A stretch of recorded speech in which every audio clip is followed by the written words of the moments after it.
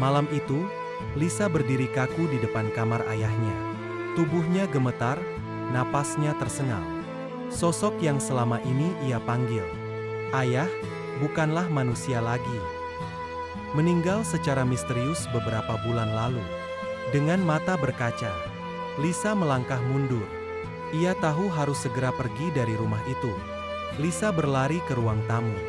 Dengan tangan gemetar, ia menggenggam kunci cadangan rumah dari laci dapur dan berusaha membuka pintu depan yang entah sejak kapan terkunci dari luar. Setelah berhasil keluar, ia berlari tanpa alas kaki menuju halaman dan menelpon Robbie, abangnya, yang telah meninggalkan rumah beberapa minggu sebelumnya karena firasat buruk soal ayah mereka. Mendengar suara panik Lisa di telepon, Robbie langsung menyalakan motornya. Dengan kecepatan tinggi, ia menerobos gelapnya malam untuk menjemput sang adik. Ia tahu arwah Pak Jalil belum pergi karena kematiannya belum menemukan keadilan. Pak Rungkad, sahabat lamanya semasa hidup. Di tengah malam, suara lirih namun jelas memanggil, "Rungkad, tolongin Kad." Pak Rungkad yang setengah sadar dari tidurnya mencari asal suara itu. Tapi permintaan tolong itu menggema di kepalanya. Arwah Pak Jalil juga menampakkan diri pada Ellen. Perempuan misterius yang diam-diam punya keterlibatan dalam kematiannya. Ellen pernah memerintahkan seseorang untuk meracuni Pak Jalil. Kini ia dihantui oleh arwah yang tak bisa tenang. Memaksa rahasia yang ia sembunyikan terbongkar. Arwah Pak Jalil ingin membongkar semuanya. Bahwa Dewi, istri dari Bang Topan, anak angkatnya, sebenarnya adalah Ellen. Ia telah mengubah wajah dan identitas untuk bisa menikahi Topan dan mengambil alih warisan keluarga Jalil. Ia memanipulasi semuanya, termasuk membunuh Jalil agar bisa bebas menjalankan rencananya. Menyadari keanehan demi keanehan yang terjadi, geng 4G yang beranggotakan Dhot, Kona, Robbie, berkumpul kembali. Mereka memutuskan untuk menyelidiki ulang kematian Pak Jalil.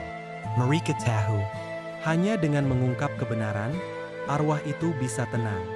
Dan Dewi alias Ellen harus dihadapkan pada keadilan. Dengan bantuan Pak Rungkad dan petunjuk dari arwah yang terus muncul, geng 4G menelusuri bukti-bukti lama, menggali catatan medis, dan mencari saksi yang tahu soal racun misterius itu. dalam bayang-bayang malam dan kejaran arwah yang bilam tenang. Mereka menghadapi konspirasi yang lebih dalam dari yang mereka duga.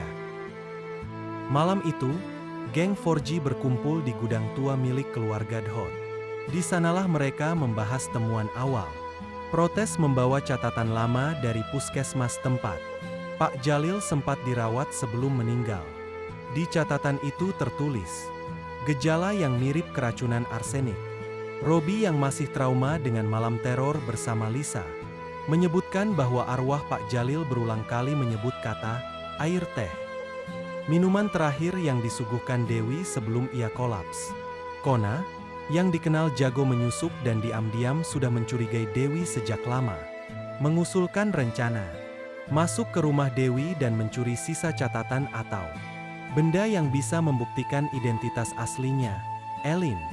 Malam berikutnya, saat Dewi pergi mengikuti acara sosial, geng 4G menyelinap ke rumahnya. Dengan hati-hati mereka menyusuri setiap ruangan. Hingga di kamar belakang mereka menemukan kotak kayu tua berisi foto-foto lama Ellen dengan wajah aslinya. Sebelum operasi plastik. Ada juga surat pribadi yang membahas transaksi uang besar kepada seseorang, yang diduga adalah bodyguard yang meracuni Pak Jalil. Mereka merekam dan mengambil bukti-bukti itu, namun saat akan keluar, tiba-tiba listrik padam. Dalam kegelapan, suara wanita menangis terdengar. Suara itu bukan Dewi, tapi Ellen. Ia ternyata belum benar-benar pergi. Lisa yang ikut menyelinap karena penasaran, hampir pingsan. Karena suara itu berubah menjadi tawa menyeramkan. Sejak malam itu, satu persatu anggota geng 4G mengalami gangguan gaib. Dhot melihat bayangan Pak Jalil berdiri di belakang kaca helmnya. Kona sering mendengar suara berbisik di tengah keramaian. Ellen, Elin harus dihukum. Robi bahkan bermimpi didatangi Jalil yang berkata, "Jangan biarkan dia lepas. Warisan itu bukan miliknya." Mereka sadar, bukan hanya sedang menyelidiki, tapi juga menjadi perpanjangan tangan dari keinginan arwah. Geng 4G menemui Pak Rungkat, yang akhirnya mengaku. Sebelum meninggal, Pak Jalil sempat curhat bahwa ia merasa sedang diawasi. Ia ragu dengan Dewi, tapi tak punya bukti. Ia juga sempat menulis surat wasiat, yang kini disimpan oleh notaris, namun aksesnya ditutup setelah kematian mendadak Jalil. Pak Rungkat bersedia membantu mereka mengakses surat itu. Ia juga menyarankan memanggil seorang ustaz atau paranormal untuk memediasi arwah Pak Jalil agar tidak menyakiti yang tak bersalah. Setelah perjuangan panjang, mereka berhasil membuka surat wasiat tersebut. Isinya sangat jelas. Termasuk ada surat pribadi berisi curhat tentang Elin yang kembali muncul dalam hidup Topan dengan wajah berbeda. Geng 4G membawa semua bukti itu ke pihak berwenang. Dalam penyelidikan polisi, diketahui bahwa Elin alias Dewi memang memiliki catatan kriminal di masa lalu, termasuk percobaan pembunuhan dan penipuan identitas. Saat Dewi ditangkap, Robi dan Lisa bermimpi bersama. Dalam mimpi itu, mereka melihat Pak Jalil tersenyum, berdiri di bawah pohon jambu yang dulu sering mereka lewati. Ia mengucapkan terima kasih, lalu perlahan berjalan menjauh ke dalam cahaya. Sejak malam itu, rumah mereka kembali tenang. Tidak ada lagi bayangan di balik pintu, suara-suara aneh, atau mimpi buruk. Kematian Pak Jalil yang dulu tertutup kabut misteri kini sudah menemukan jawabannya. Tapi bagi Gang 4G, Karena mereka tahu, kebenaran terkadang hanya bisa terungkap oleh mereka yang berani mendengar suara dari alam lain. Beberapa hari setelah penangkapan Dewi, Bang Topan datang ke rumah Pak Rungkat. Wajahnya pucat, matanya sembab. Ia tidak percaya bahwa wanita yang dicintainya, Dewi, adalah Elin yang pernah menghilang dan kembali dengan wajah baru. Pak Rungkat menyerahkan surat terakhir dari Pak Jalil yang belum sempat dibuka. Di surat itu, tertulis, "Topan, aku tahu kau mencintainya.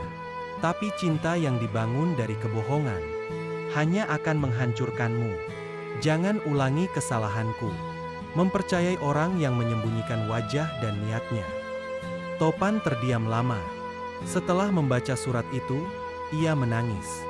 Bukan hanya karena kehilangan figur ayah, tapi karena dihianati oleh orang yang pernah ia percaya sepenuhnya. Sementara Dewi sudah ditahan, penyelidikan polisi mengarah. Mantan bodyguard kompleks yang menghilang setelah Geng 4G segera bergerak. Dengan informasi dari Kona, mereka melacak keberadaan Mulyadi di sebuah rumah tua di pinggiran kota. Di sana, mereka menemukan Mulyadi dalam keadaan linglung dan ketakutan. Ia mengaku dibayar oleh Elin untuk mencampur racun ke dalam teh Pak Jalil. Namun sejak itu, ia dihantui oleh bayangan sosok tua bermata merah. Meskipun keadilan mulai ditegakkan, gangguan gaib kembali datang. Lisa kembali melihat bayangan Pak Jalil berdiri di kamar ayahnya. Kali ini, wajahnya tak lagi penuh amarah, tapi seperti bingung. Robi memutuskan untuk kembali menemui Ustaz Rahim, seorang ahli ruqyah yang juga mengenal Jalil semasa hidup. Saat dilakukan pemanggilan arwah, Pak Jalil muncul melalui media tubuh Lisa. Dengan suara berat, ia berkata, "Masih ada satu lagi, dia tahu tapi diam. Dia yang tutup semua bukti." Gang 4G Turkjet. Ternyata masih ada satu tokoh kunci yang terlibat dalam konspirasi. Orang dalam yang membantu menutup kasus kematian Pak Jalil dari awal. Penyelidikan berlanjut ke notaris yang mengurus surat wasiat Jalil, Pak Dadang. Setelah diselidiki lebih